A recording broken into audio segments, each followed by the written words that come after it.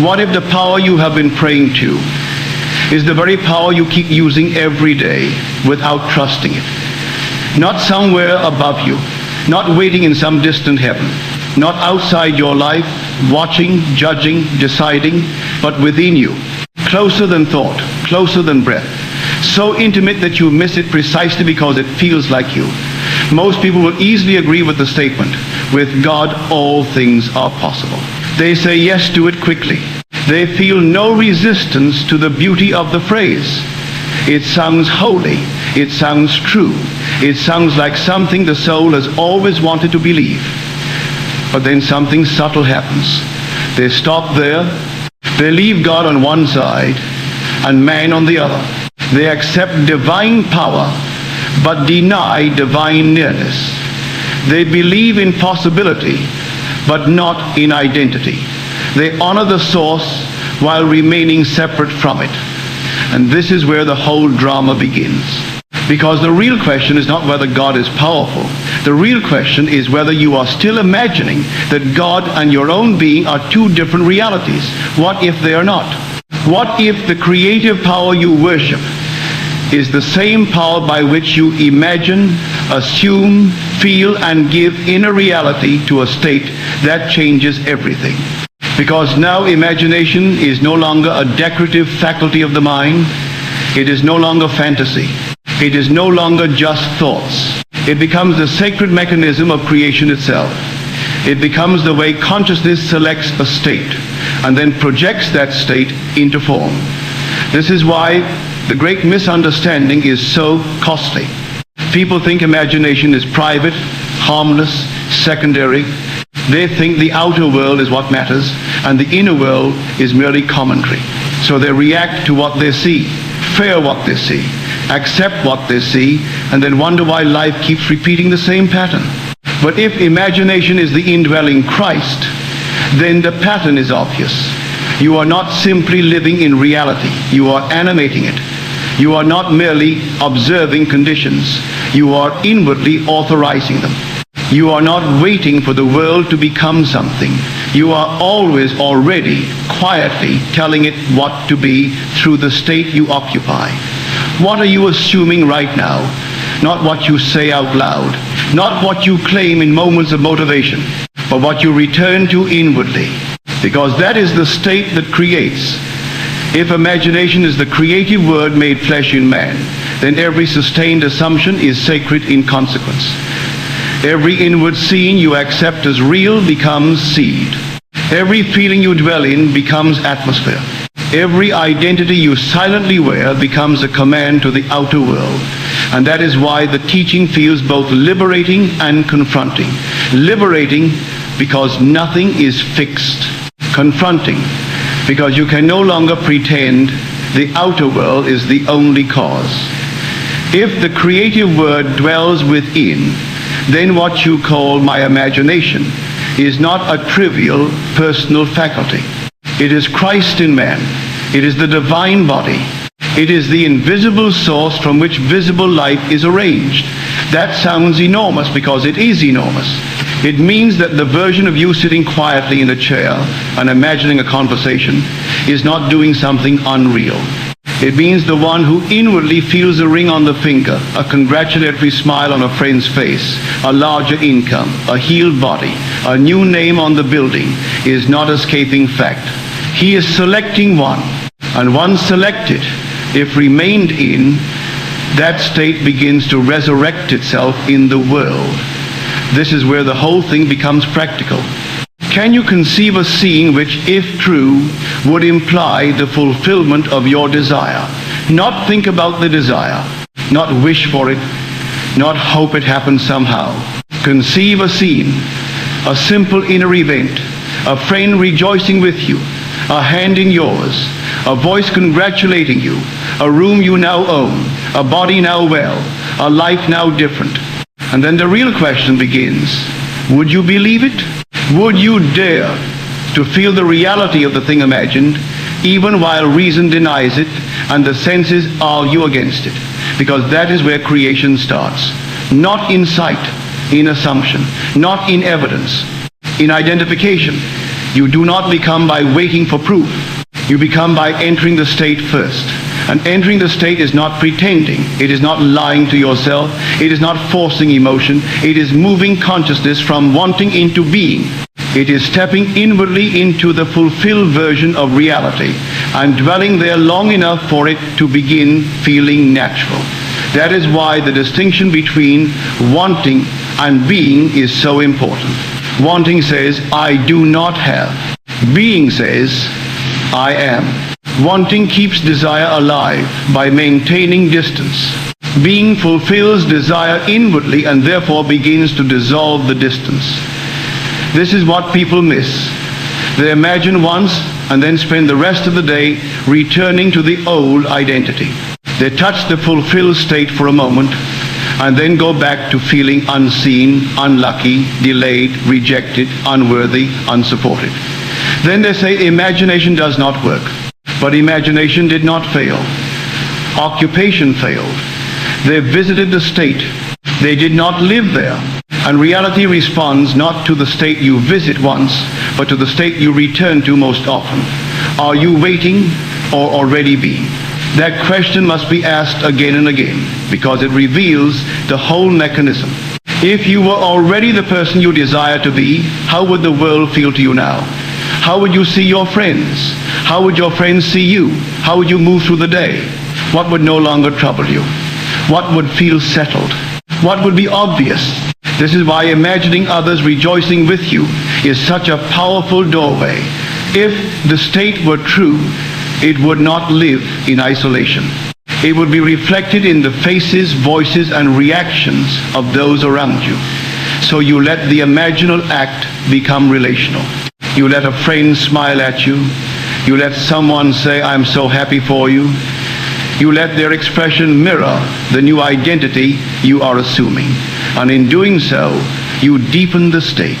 Because now you are no longer merely thinking of the desire. You are entering the world that implies it. That is the secret of living in the end. Not figuring out how the middle will unfold.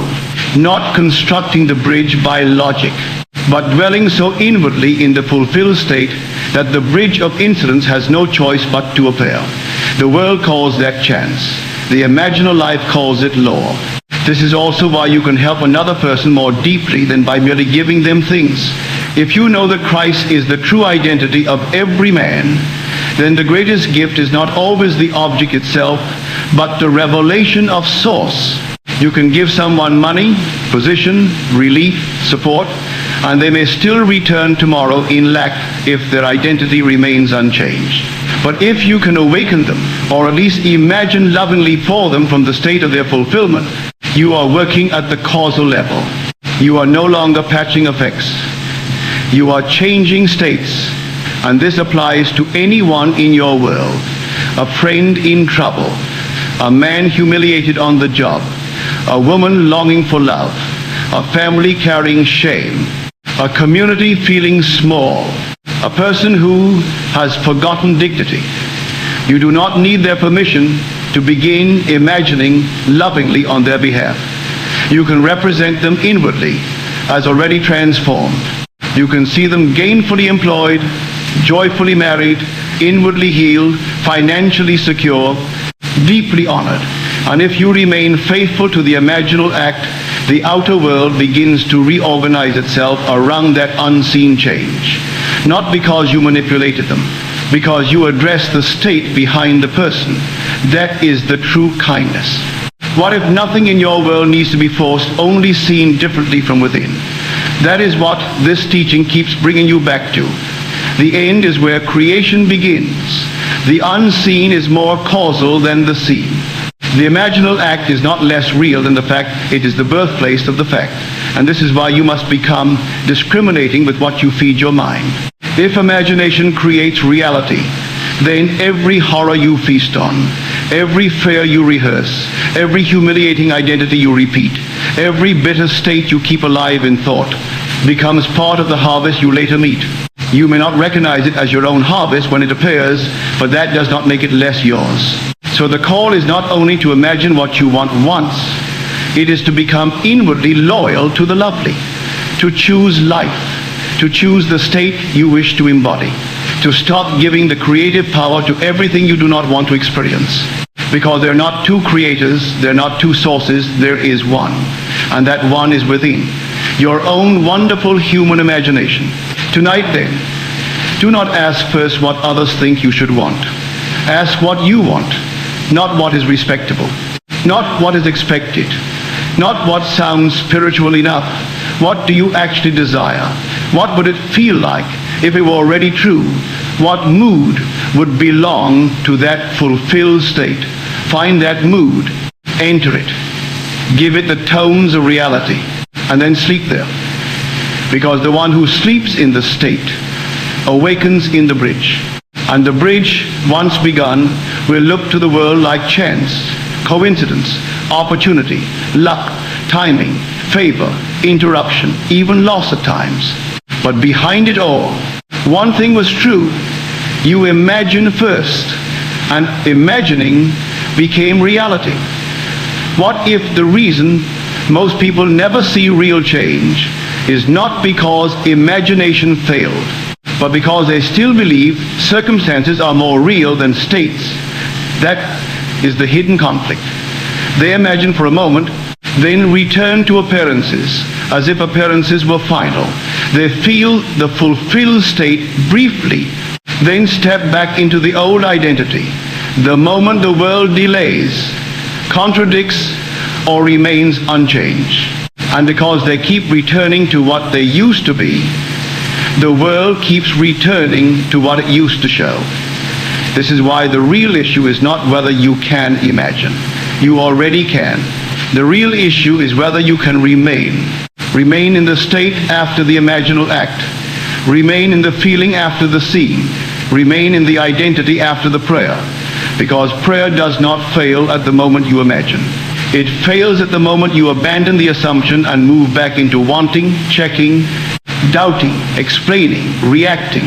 That is why the phrase matters so deeply. Dwell in it, not touch it. Not admire it, not visit it. Dwell in it. Because dwelling is what turns imagination into resurrection. If you enter a state and remain there, you animate it. You give it life. You allow the unseen arrangement to organize itself outwardly until the world calls it fact. But if you enter and leave, assume and then deny, the old pattern continues because the old identity remains dominant. Are you imagining the fulfilled reality, or are you still emotionally loyal to the old one? That question is more important than almost any technique, because people are often attached to the old story without realizing it. They say they want a new job, but inwardly they remain the one who is overlooked. They say they want wealth, but secretly remain the one who never gets ahead. They say they want marriage, but continue identifying as the one no one chooses. They say they want peace, but their inner conversations remain loyal to struggle. And reality reflects loyalty, not wishes, not speeches, loyalty. This is why living in the end is not about fantasy. It is about fidelity to a new self. You decide what you want. You imagine the end. You feel its reality. And then you remain faithful to that invisible arrangement, even while the old world still echoes yesterday. That is the law. A bridge of incidents appears. People move, events align. Interruptions happen, doors close, better ones open. And the strange thing is that once it unfolds, the world will always want to explain it through visible causes. It will point to the lawyer, the investor, the timing, the introduction, the mistake, the firing, the coincidence, the opportunity. It will say, that is why it happened. But the visible step was never the cause. It was the bridge. The cause was invisible. The cause was assumed. The cause was imagined and persisted in. This is why the story of the building matters so much. The building was not first one in the world. It was first one in imagination. A young man saw his family's name where another name stood. He saw it twice a day for 2 years. He did not know how the transfer would happen. He did not know who would appear. He did not know which man, which conversation, which day, which legal arrangement, which financial structure. He only knew the end. And the end, faithfully occupied, generated the bridge. That is how the law works. Not only in business, not only in money, in all things. A better position, a healed body, a transformed marriage, a new home, a friend restored, a changed self-concept, a family lifted into dignity. The principle is the same. Decide the end. Enter the end. Dwell in the end. Let the middle unfold. What are you still trying to figure out that will become unnecessary if you simply occupy the end? Because that is where so much wasted effort lives. People spend their lives in the middle. How will I meet the person? How will the job appear? How will the debt clear? How will the body heal? How will the friend change? How will the world rearrange? But the middle is not your work. Your work is the end. The middle belongs to the law. The moment you start trying to engineer the middle, you step out of faith and back into control. And control is only fear trying to disguise itself as intelligence.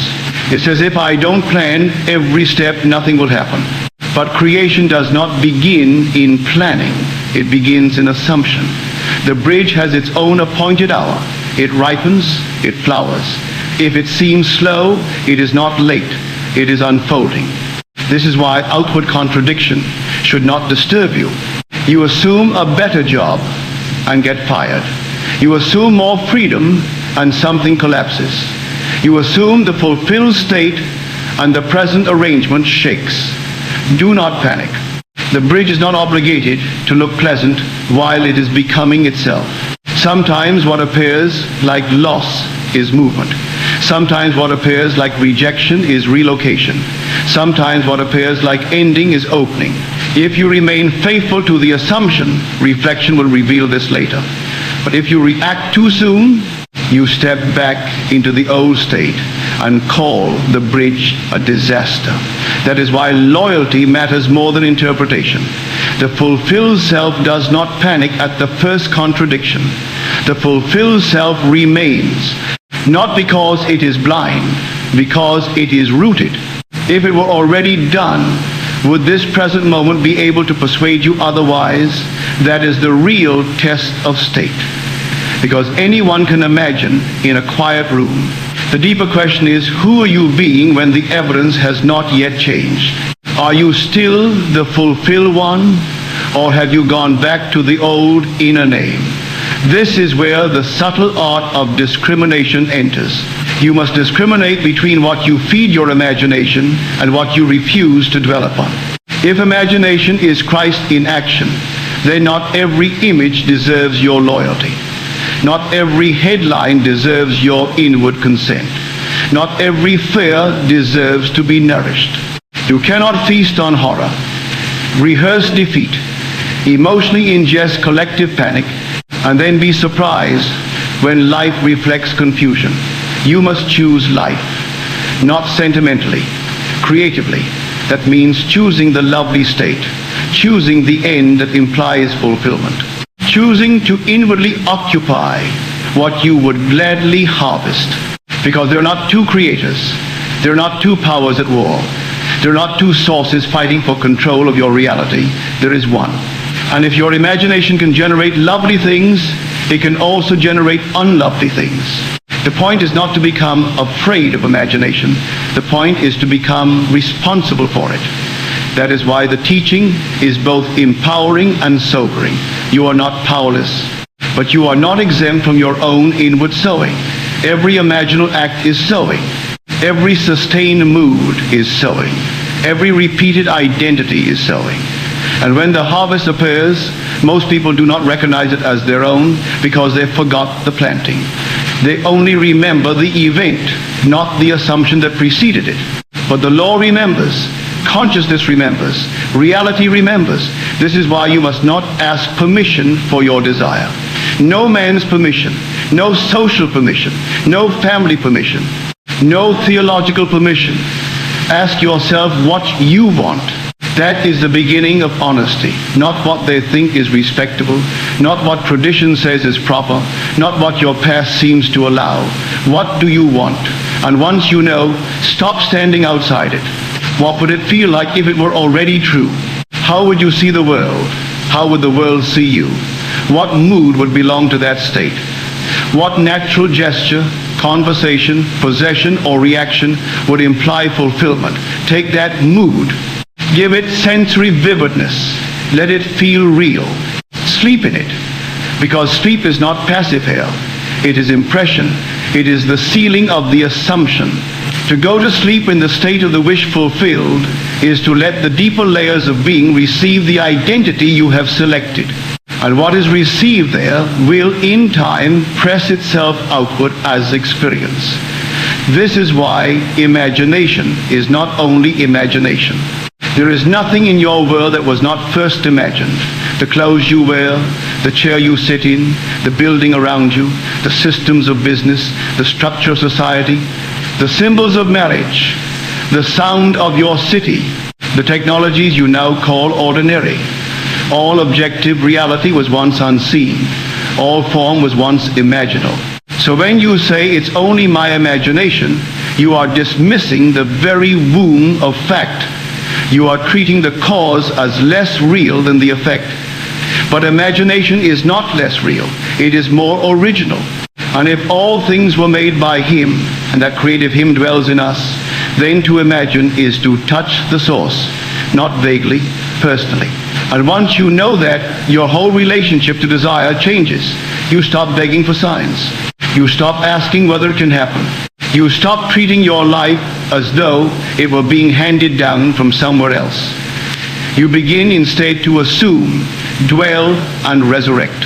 And in doing so, you discover what the world will never fully understand but eventually must witness, that the invisible state, faithfully occupied, becomes the visible fact. What if the only thing standing between you and the life you want is not time, but your refusal to fully become it? Not someday, not gradually, not conditionally. Now, because the truth is simple and uncomfortable. You do not become something by waiting for it to appear. You become it by assuming it inwardly first. And everything that follows is rearrangement. This is where most people hesitate. They say they want change, but they are not willing to leave the identity they are used to. Because identity feels safe, even when it hurts, even when it limits, even when it repeats the same outcome again and again. There's a strange comfort in the familiar self, the one who struggles, the one who waits, the one who explains why things haven't worked. And so when they are invited to step into a new identity, they visit it briefly, but they do not stay. Because staying means letting go of the old explanations, the old story, the old emotional posture, the old reactions that defined them. And that feels like losing something. But in truth, you are not losing anything real. You are only releasing a state you kept repeating. This is why the shift must happen at the level of I am. Not I will be. Not I hope to be. Not I'm trying to become. I am. Because I am is not a future statement. It is identity. And identity is what reality organizes around. So when you say I am, you are not describing. You are selecting. You are choosing the state you will occupy. And once occupied, that state begins to express itself. Not because you force it, because you are it. Are you still describing your life, or are you selecting your state?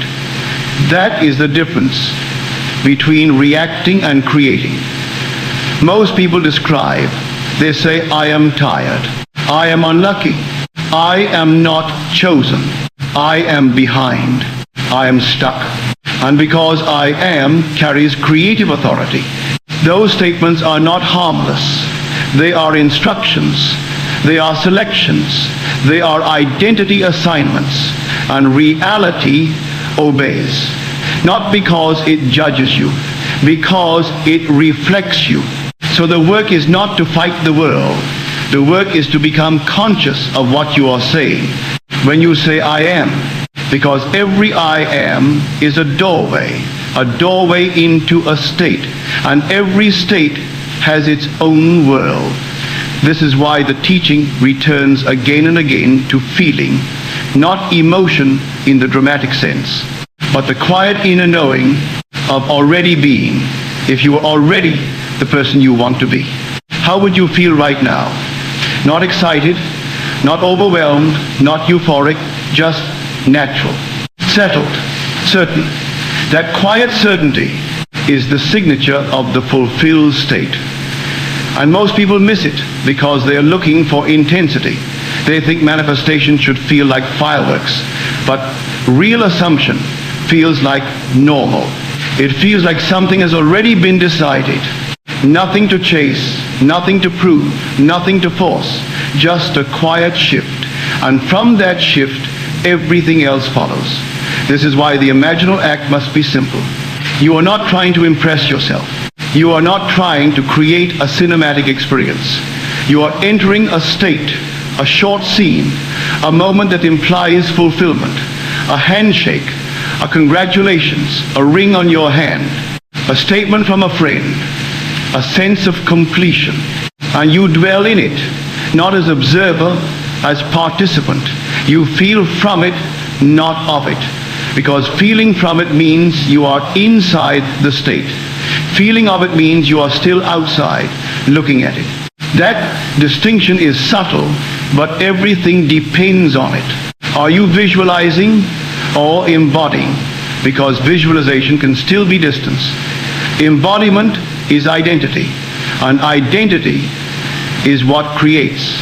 This is also why you begin to notice something powerful. The moment you truly enter the state, you stop asking when, you stop asking how, you stop checking for signs, because those questions belong to someone who is still outside the state. The one who is inside does not question, he knows, not intellectually, experientially. And that knowing is what stabilizes the assumption. So when doubt appears, you do not fight it, you do not argue with it, you simply return. Return to the state, return to the feeling, return to the identity, again and again and again, until it becomes familiar, because familiarity is what turns assumption into fact, not force, not repetition of words. Familiarity. The more natural it feels, the more real it becomes. And the more real it becomes, the less effort it requires. This is where the shift becomes visible. You begin to notice changes, not because you chase them, but because you stop contradicting them. The world starts to echo the new state. People respond differently. Opportunities appear, conversations shift, doors open, not dramatically at first, subtly, quietly, almost unnoticed, but consistently. Because reality is not reacting to what you want, it is responding to what you are. If it were already done, would you still be checking? That question brings you back every time, because checking is doubt in motion, and doubt is a return to the old state. So instead of checking, you remain. You stay in the identity. You move through the day from that place. You think from it. You react from it. You see from it. And slowly, what once felt imagined becomes obvious. Not because it suddenly appeared, but because you finally became it. This is the secret most people overlook. They think reality changes first, and then they will feel different. But the order is reversed. You feel different first, you become different first, and then reality reflects it.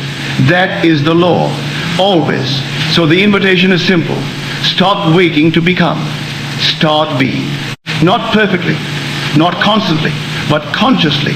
And each time you return, you strengthen the new self, until one day it is no longer something you practice. It is who you are. What if the reason you still don't see results is not because the law isn't working, but because you keep breaking the state. The moment life tests it, because it will test it, not to stop you, not to punish you, but to reveal what you truly are being. This is where the deeper understanding begins. You assume the end, you feel it real, you enter the state, and then something happens, a contradiction, something small, something unexpected, something that does not match the identity you just assumed. And in that moment, you are given a choice, not externally, internally. Do I return to who I was, or do I remain who I decided to be? That moment is the real work, because imagining in silence is easy. Remaining in identity, when challenged, is creation. This is where most people fall back. They interpret the contradiction as failure. They say, see, nothing changed. This isn't working. Maybe this isn't for me. But they are reading the echo as if it were the source, because what you see immediately after assuming is still the past. It is still the reflection of the previous state. Reality does not update instantly. It unfolds. And in that unfolding, old assumptions continue to echo. So if you react to what you see, you re-enter the old state. And if you re-enter the old state, you continue the old pattern. This is how cycles repeat. Not because the law is broken, but because identity is unstable. Are you reacting to appearances or remaining in your assumption? That question determines everything. Because appearances are always behind. They are delayed reflections. They show you who you were, not immediately who you are becoming. So if you let appearances decide your state, you are always living in the past. But if you let your state remain independent, appearances must catch up. This is why persistence is not effort, it is stability. It is the ability to remain in the chosen identity, even when the world has not confirmed it. Not through force, through understanding. You understand that what you are seeing is not final. You understand that the cause is within, not outside. You understand that the state you occupy will eventually express itself. So you remain quietly, naturally, without needing proof, because proof follows state, not the other way around. This is where emotional discipline becomes important. Not suppression, not pretending, but awareness. You begin to notice your reactions. The moment something happens and you feel yourself pulled back into the old identity, you feel the urge to doubt, to complain, to explain, to defend the old story. And instead of following it, you pause. And in that pause, you choose again. You return to the new state. Not dramatically, not forcefully. Simply know, I am this now. And you continue. That small moment, repeated over time, changes everything. Because identity is not changed once, it is reinforced. Each time you remain, you weaken the old pattern. Each time you return, you strengthen the new one, until eventually the new state becomes natural. And when it becomes natural, it becomes reality. This is also why you must stop looking for immediate confirmation.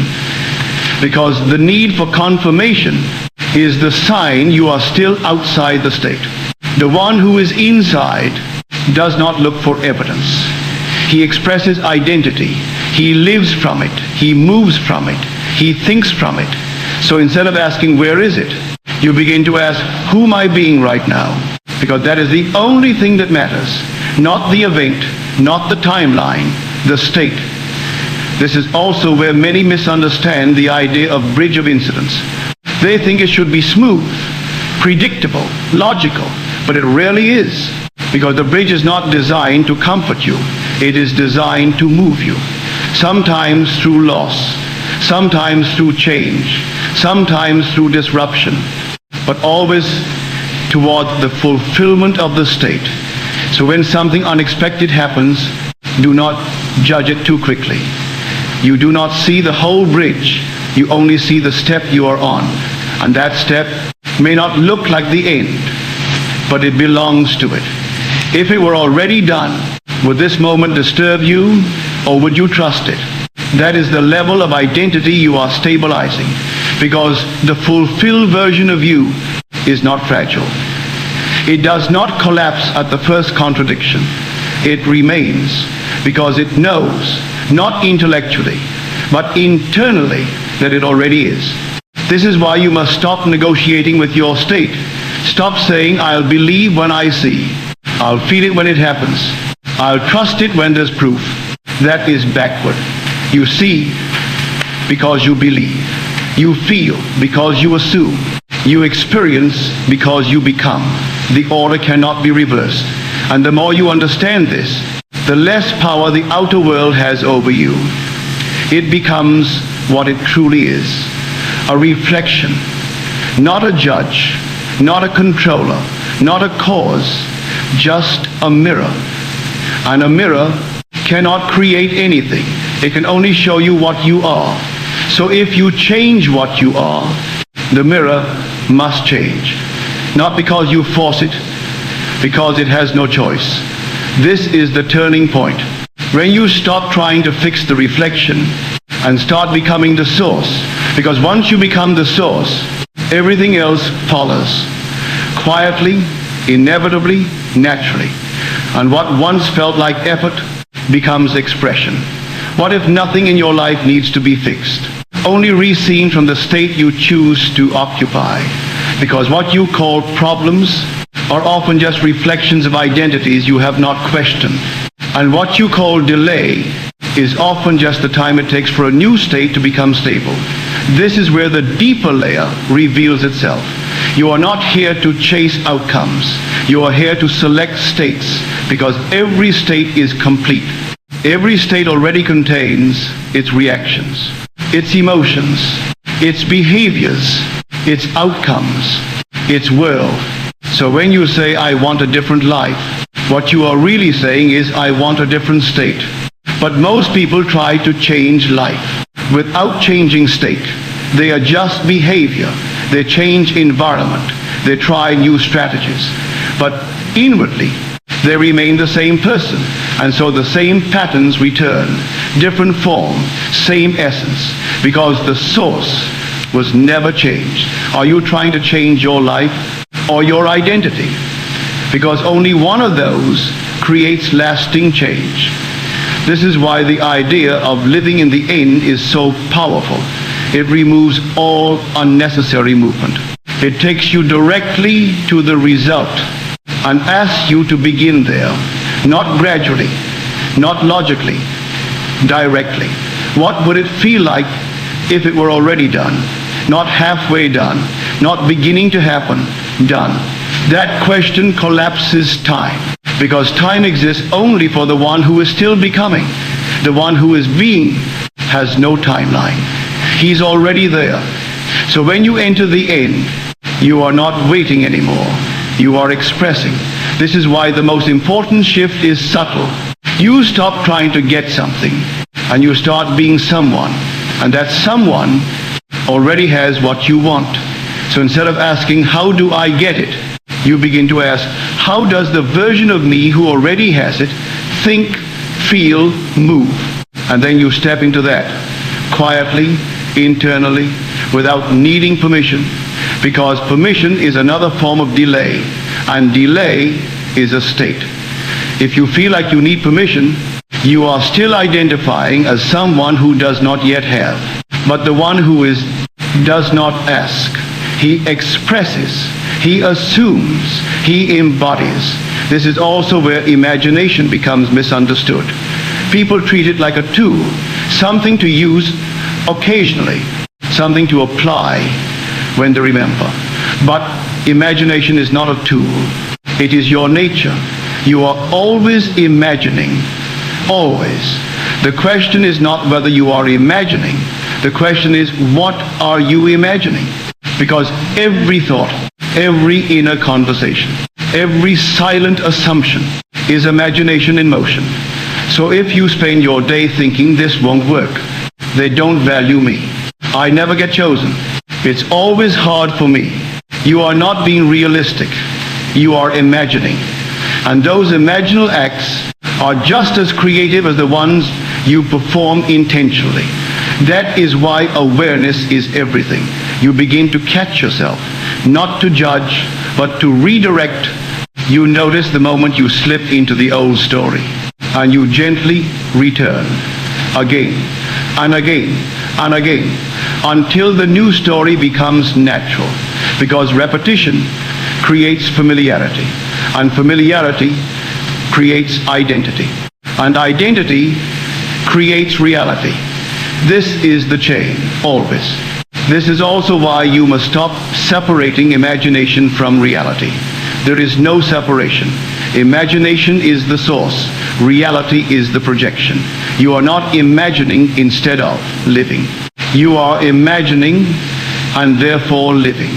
You are imagining and therefore experiencing. So when you say it's only in my imagination, you are misunderstanding the entire process, because everything that exists now was once only imagined.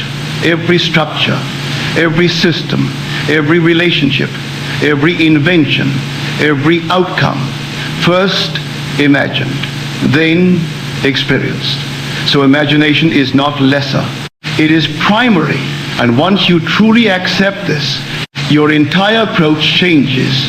You stop dismissing your inner world. You stop letting random thoughts run unchecked. You stop feeding on things you do not want to become, because you understand what you dwell on, you become. Not eventually, inevitably. If it were already yours, what would you stop giving attention to? That question is powerful, because attention is energy, and energy feeds states. So if you keep feeding the old state, it remains alive.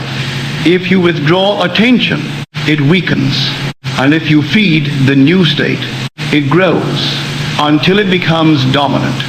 This is how transformation actually happens. Not through force, through attention, through repetition, through identity. So you begin to choose differently. Not dramatically, subtly.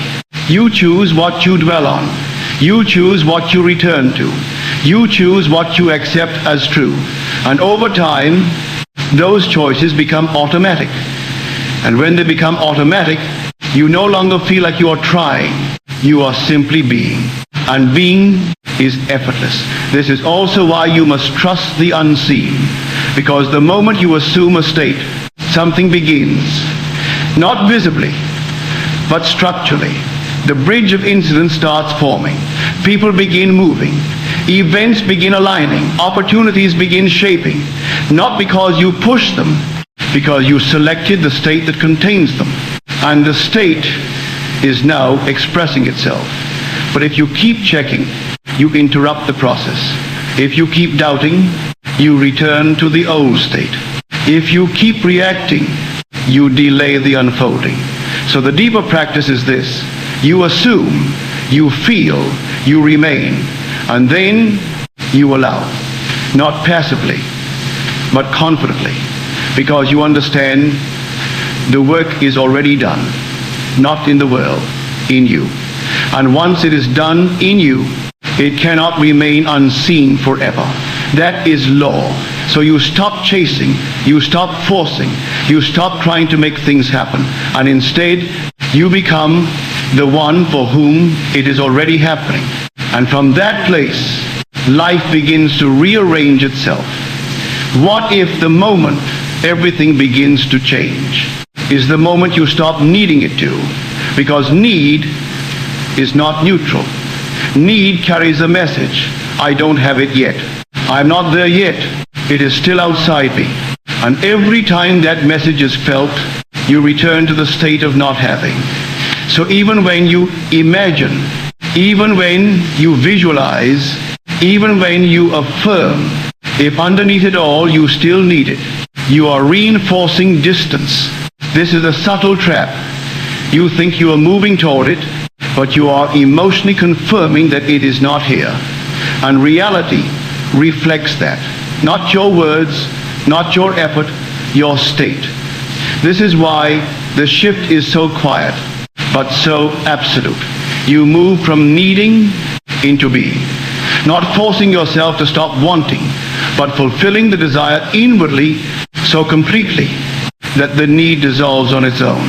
Because once something feels done, you don't chase it. You don't check it. You don't worry about it. You carry it naturally, effortlessly. This is what most people miss. They're still trying to get something that must be assumed first. Are you still trying to receive, or have you already accepted? Because acceptance is the turning point. The moment you accept something as true internally, it begins to express. Not because you push it, because you no longer resist it. And resistance is often invisible. It hides in small things, checking for signs, looking for proof, talking about the lack, rehearsing the problem, comparing yourself to others, doubting the timing. All of these are subtle returns to the old state, and every return slows the stabilization of the new one. So the real discipline is not in doing more, it is in not leaving the state once entered, not abandoning the identity once assumed, not reacting to appearances once you understand they are echoes, because once you leave, you reset the pattern and the cycle continues. But once you remain, the pattern breaks. This is why persistence is misunderstood. People think persistence is repetition, repeating affirmations, repeating visualizations, repeating effort. But persistence is not repetition. It is continuity of identity. It is staying the same person internally, even when the world has not caught up. That is persistence.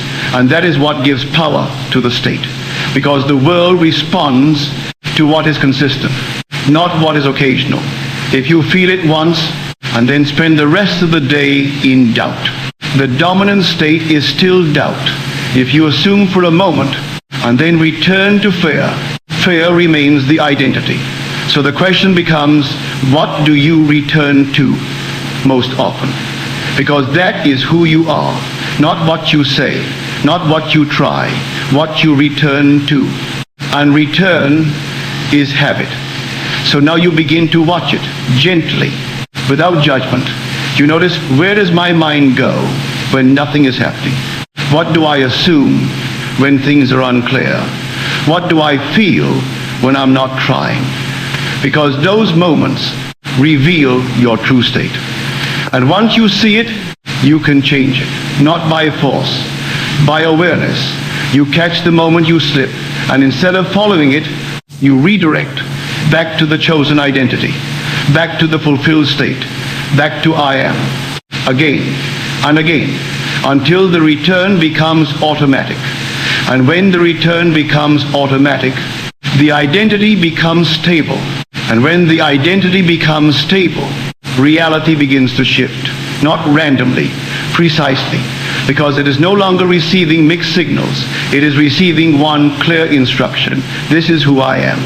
If it were already done, would you still be thinking about it this way? That question is a reset, because the fulfilled version of you does not think in circles. It does not rehearse the problem. It does not analyze the delay. It does not question its worth. It simply exists as that version. And from that existence, everything flows. So now the practice becomes simpler, not easier, but clearer. You don't need more techniques. You need more consistency of being. You don't need more effort. You need more stability of identity. You don't need more time. You need more loyalty to the state. Because time does not create, state does. And once the state is stable, time becomes irrelevant. Things begin to move quietly, naturally, without force, and sometimes in ways you could never predict. Because the bridge of incidents is not logical, it is perfect. It arranges events in the most efficient way to bring the state into form, even if it doesn't look that way at first. So when something unexpected happens, Pause. Don't react immediately. Don't label it. Don't judge it. Ask instead, am I still the person I decided to be? And if the answer is yes, then continue. Because the outer movement does not matter. The inner state does. And if the inner state remains, the outer must follow. That is law. Not theory, not belief, law. So now everything becomes simpler. You choose, you assume, you remain, and you allow reality to reflect what you have already become. What if the life you keep calling reality is nothing more than the echo of what you've been silently accepting as true? Not what you said once, not what you tried briefly, but what you consistently returned to when no one was watching. Because reality does not argue with you. It reflects you quietly, precisely, without explanation. And that is why change feels difficult. Not because it is complex, but because it requires you to stop agreeing with what you used to be. This is the deeper layer. You are not fighting the world. You are releasing agreement with an identity. An identity you repeated so often, it began to feel like fact. I'm not that kind of person. This always happens to me. I've never been lucky. I don't see how this could work. These are not observations. They are assumptions stabilized over time. And once stabilized, they become reality.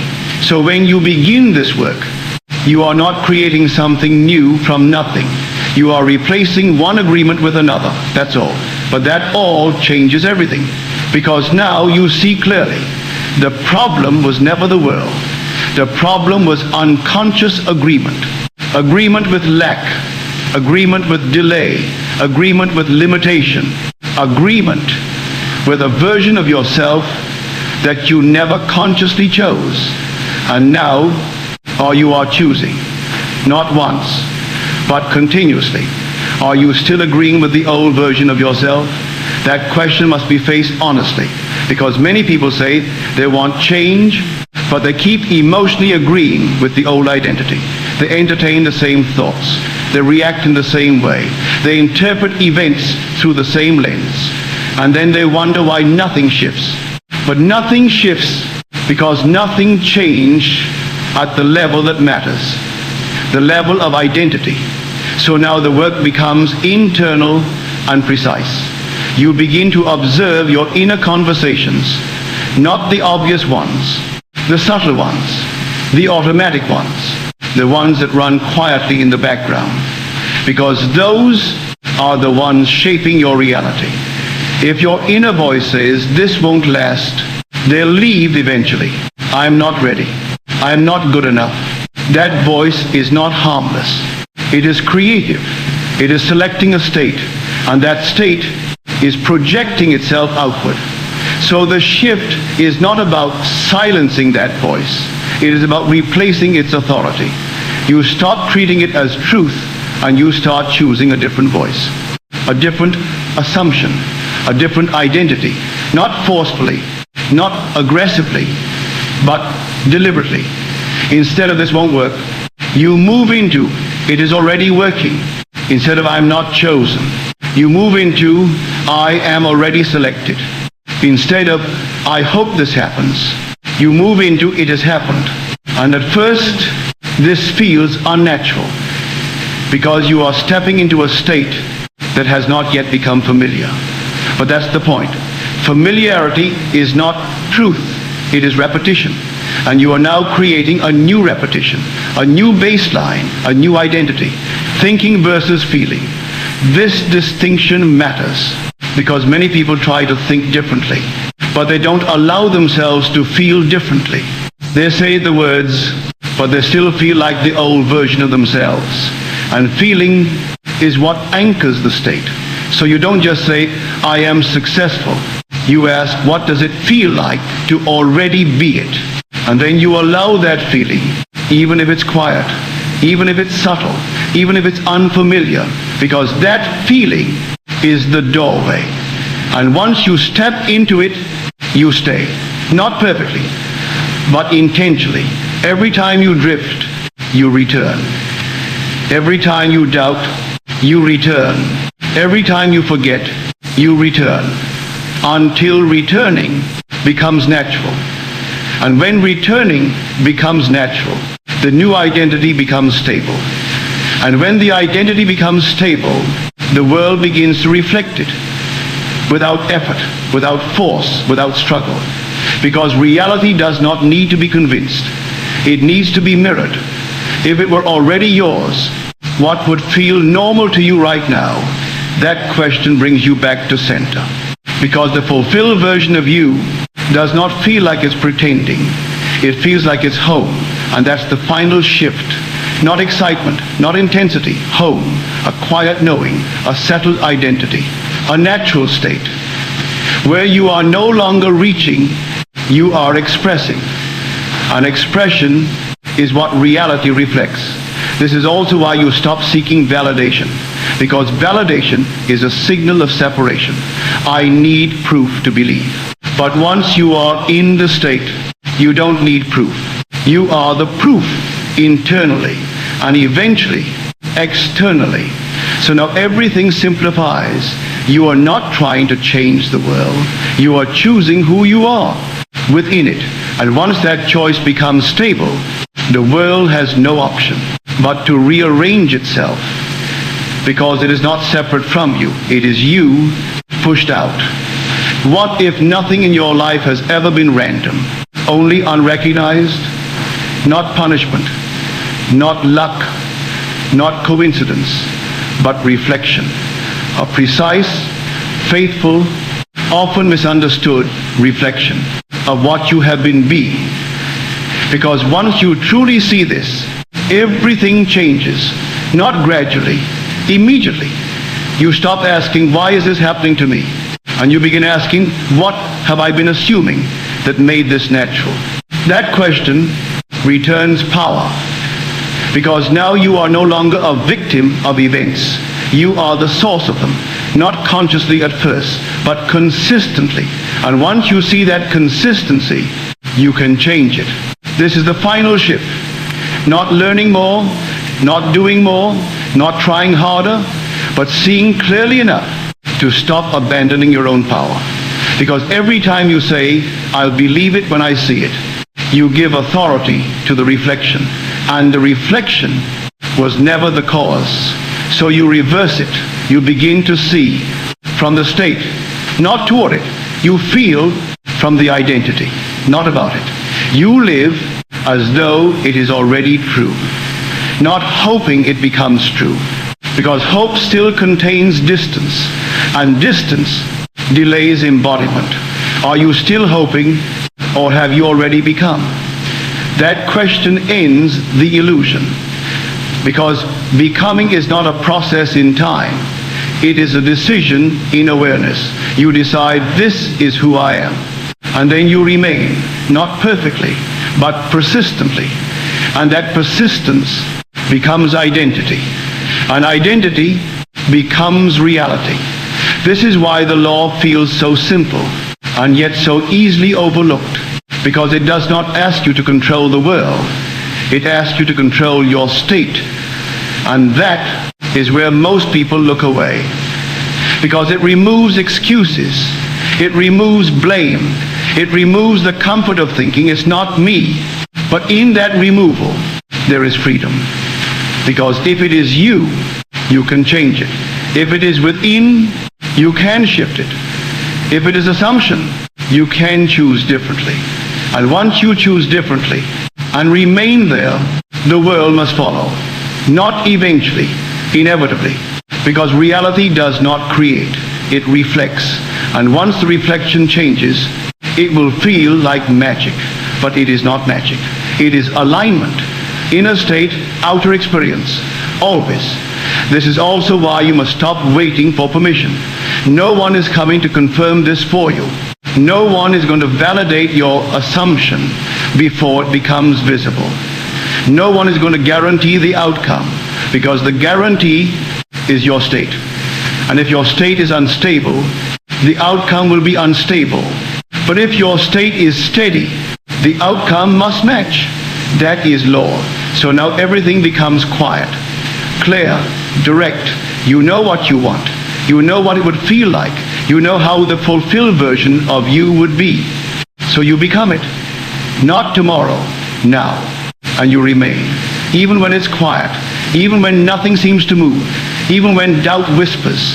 Because you understand something deeper. Movement is already happening.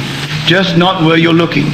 And when it appears, it will feel natural, obvious, almost inevitable, because you've already lived it within.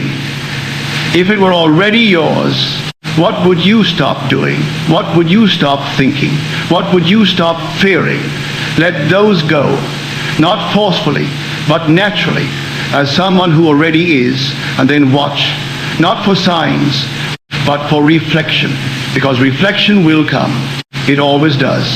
And when it does, you will recognize it, not as something new, but as something familiar, something you have already been. That is the final realization. You were never trying to create a new reality. You were remembering one and allowing it to appear.